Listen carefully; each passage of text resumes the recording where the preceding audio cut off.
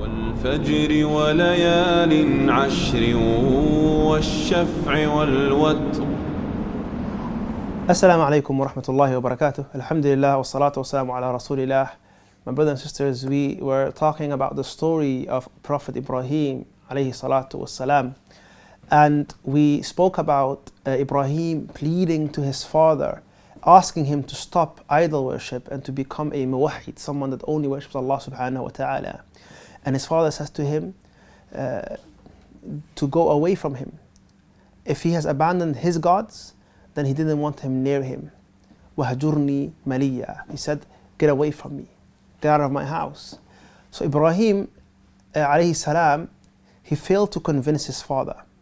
Did he stop there though? He didn't, because he wanted to move on and to call to Islam whomever he could find. And he started with those who were closest to him, those in his own village from his qawm. Allah subhanahu wa ta'ala tells us in Surah Ibrahim that he spoke not only to his father, إِذْ قَالَ إِبْرَاهِيمُ لِأَبِيهِ وَقَوْمِهِ مَا هَذِهِ التَّمَاثِيلُ الَّتِي أَنْتُمْ لَهَا عَاكِفُونَ. He said to his people and to his father, what are these idols that you keep on worshipping, that you keep on going to? And then he mentioned to them, and then Allah subhanahu wa ta'ala tells us about a conversation between Ibrahim and his people. When he says, مَا هَذِهِ التَّمَاثِيلُ الَّتِي أَنْتُمْ لَهَا عَاكِفُونَ, they answer, قَالُوا وَجَدْنَا آبَاءَنَا لَهَا عَابِدِينَ. We found our forefathers worshipping them. This is our culture, this is our custom. But Ibrahim is trying to teach them that the one worthy of worship is Allah alone, and that these idols that they've built themselves are not worthy of their devotion and their ibadah and worship. And their conversation goes on, and then Ibrahim says that you and your forefathers were upon dalalun mubin, upon clear misguidance. And then they are surprised by this young man, how he is speaking about their gods and how he is refuting and rebuking them. And then Ibrahim finally said, وَتَاللَّهِ لَأَكِيدَنَّ أَصْنَامَكُمْ بَعْدَ أَن تُوَلُّوا مُدْبِرِينَ. I swear by Allah, I will plot against these idols after you turn away. So Ibrahim as a young boy is now planning and teaching a lesson to his village, to his qawm, to his people. And Allah tells what he did. For they used to have a day where they would go out like a Eid, a celebration, a festival. And Ibrahim decided he was not going to go, and he said to them, Inni saqim, that he was sick.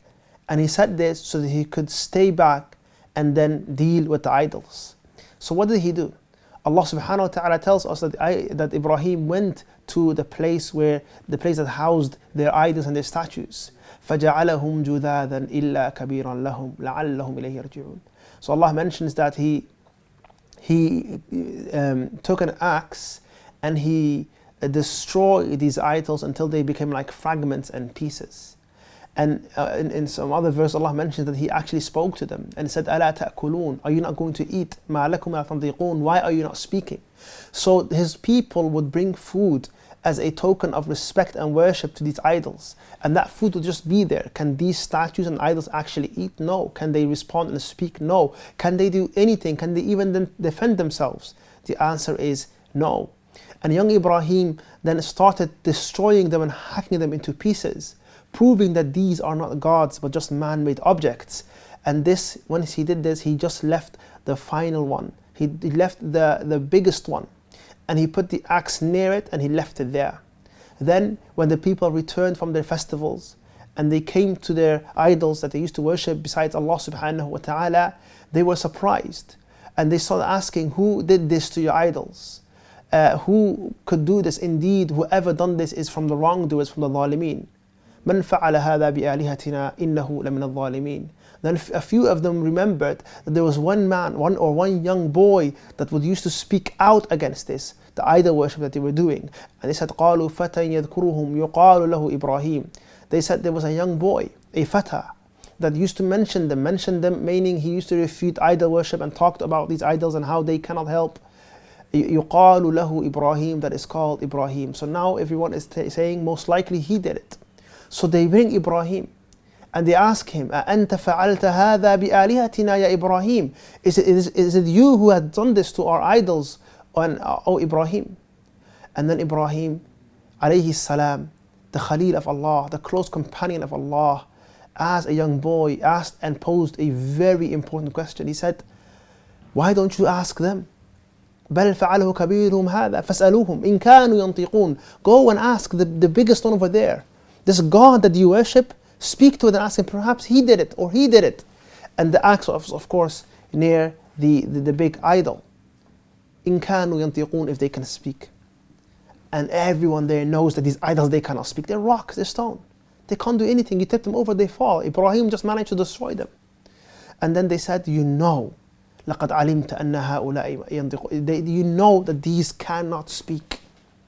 And then Ibrahim said to them, why would you worship one that cannot speak, cannot hear, cannot see, cannot harm you, cannot benefit you? ما لا ينفعكم ولا يضركم أف لكم ولما تعبدون من دون الله أفلا تعقلون. He said, how horrible are you? You and that which you worship besides Allah, أفلا تعقلون, do you not have any intellect? So here is this young boy, Ibrahim alayhi salam, using intellectual arguments, proving to them, teaching them, calling towards the haqq. And what was their response? Their response was, قالوا حرقوه وانصروا آلهتكم إن كنتم فاعلين. They said, burn this young boy. حرقوه, burn him. Right? وانصروا آلهتكم, and aid your gods. What kind of gods require our aid?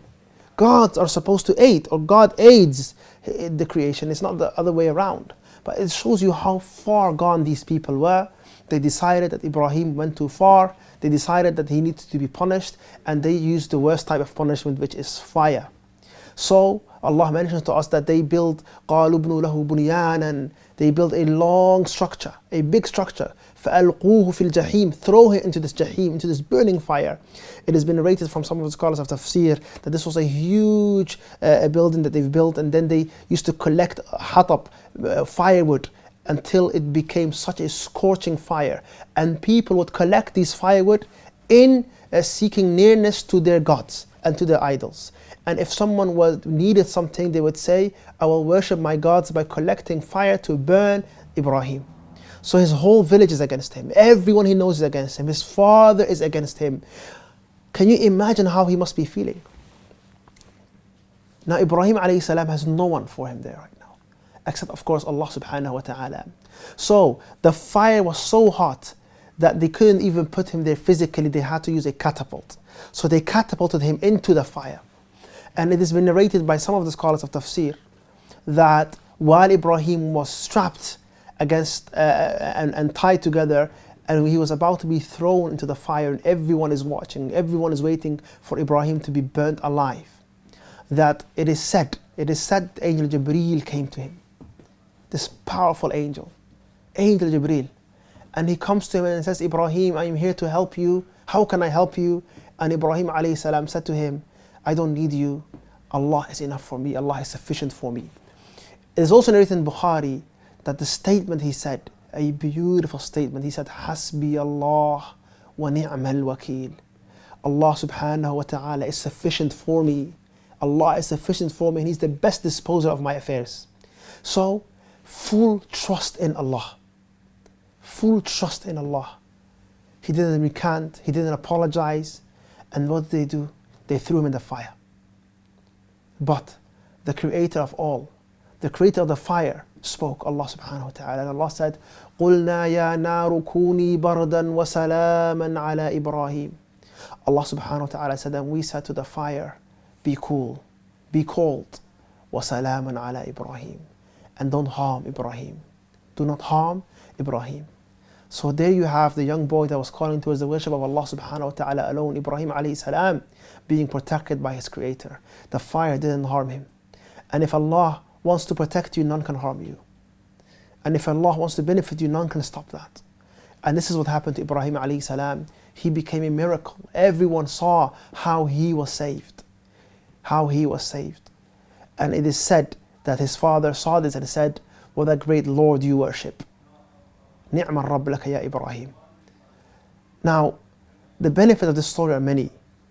Among them is number one, that Ibrahim, although he was alone, it didn't stop him from calling towards Allah. Another lesson we learned is that the people of shirk and idol worship, that they will go to far lengths to stick with their aqidah and their belief. We learned that Allah subhanahu wa ta'ala protects His Prophet And if Allah wants to protect you, then none can harm you. We learn how great Ibrahim alayhi salam was, that he went through this trial, through this test, and Allah subhanahu wa ta'ala protected him. This is just one part of the story of Ibrahim alayhi salam, and as we go along, you'll see why he was such a great man and why he earned the title to be the Khalil of Allah subhanahu wa ta'ala. Jazakumullah khair for listening. هذا وآخر دعوانا الحمد لله رب العالمين والسلام عليكم ورحمة الله وبركاته.